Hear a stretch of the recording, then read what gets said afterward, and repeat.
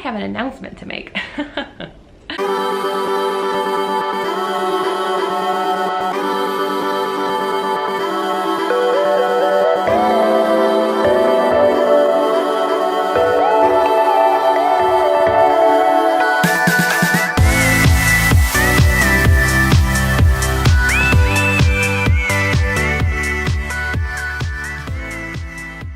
So some of my family members and some friends already know this, but I wanted to take a few minutes to announce to everyone and briefly explain what I have actually been doing this year and why I am continuing to stay in Cambodia for a second year.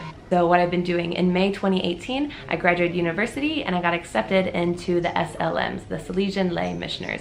It's a program, and let me just briefly explain what it is. Salesians is a religious community started by an Italian priest named John Bosco. He lived about 200 years ago, and in Turin, Italy, he had a heart for the young and the poor, and he wanted to give all youth a safe home, a church, like a faith, right? An education and a playground. Fast forward 200 years, you have this huge group of priests and of nuns and of brothers who are continuing his awesome work. Lay, the L, it means like a regular person. So it's a Catholic term for someone who's not a priest or a nun, but just, you know, me, you, maybe you, I don't know who's watching. And missioner, right? Missioner is someone who lives a life of mission, which just means living a life of purpose.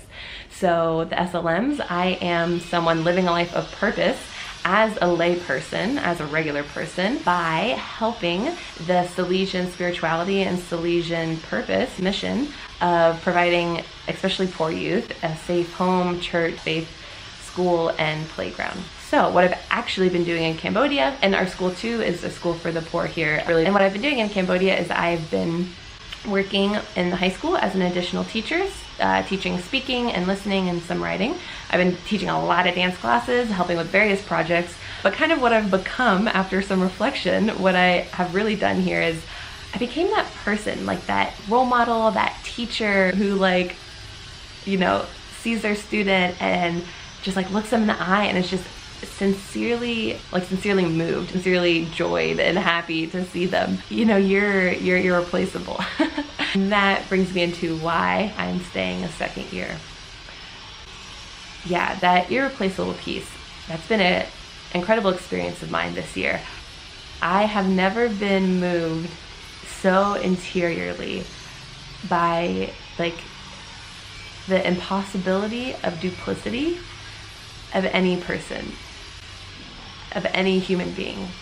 I mean, there's been times I've been moved to tears, my heart has swelled, just looking in the eyes of my students.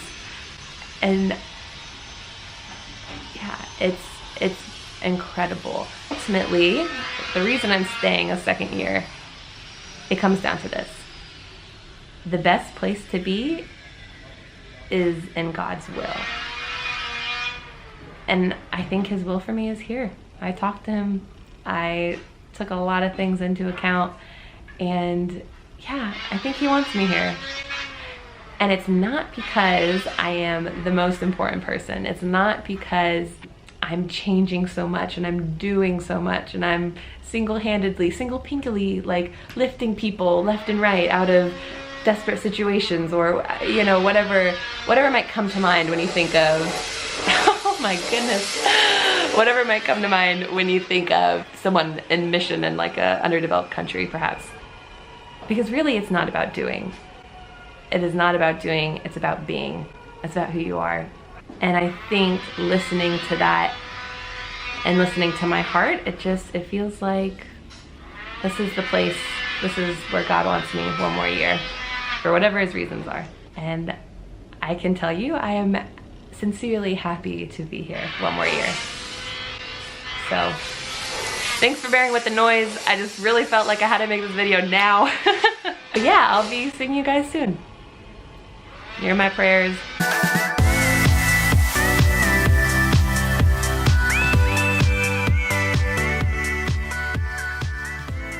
Thank you.